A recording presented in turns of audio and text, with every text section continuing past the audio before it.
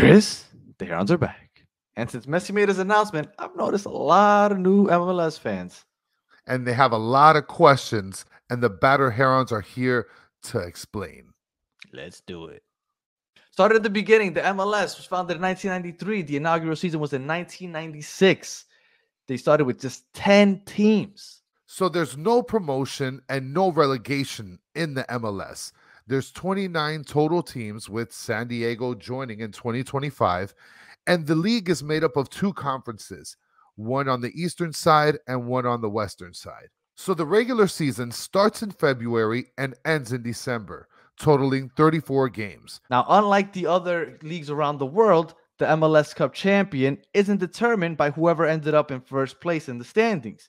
We have a very American playoff tournament, which is made up of 16 teams, and it's one of those beautiful American brackets that you see often in the NBA, NFL, and all the other major sports here in this country.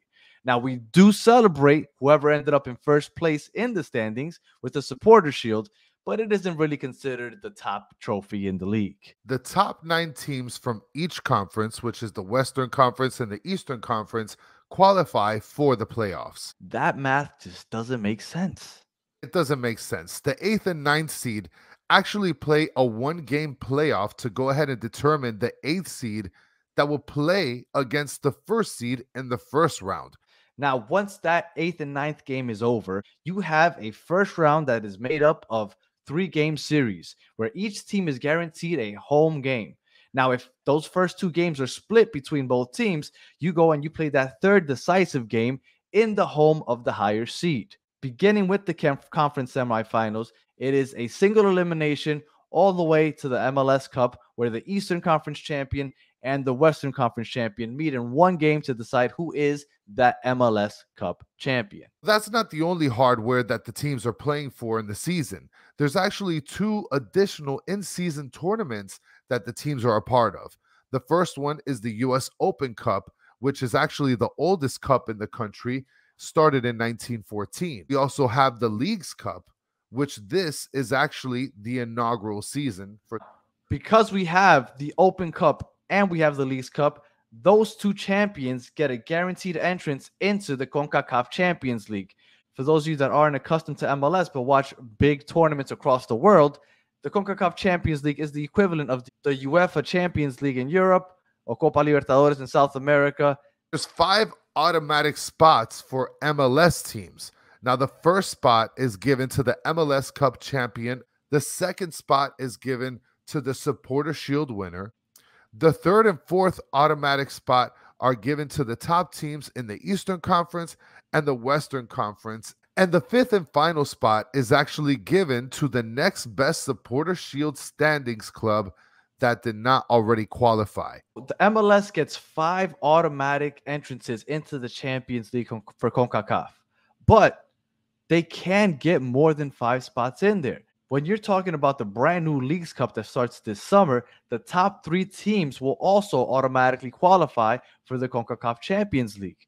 Not to mention the fact that there are 3 Canadian teams in the MLS, and those teams can also qualify by winning their Canadian tournaments.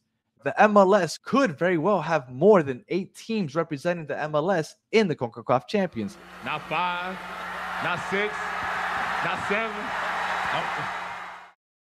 So how is the roster made up? The roster is constructed of 20 players that are considered the senior roster.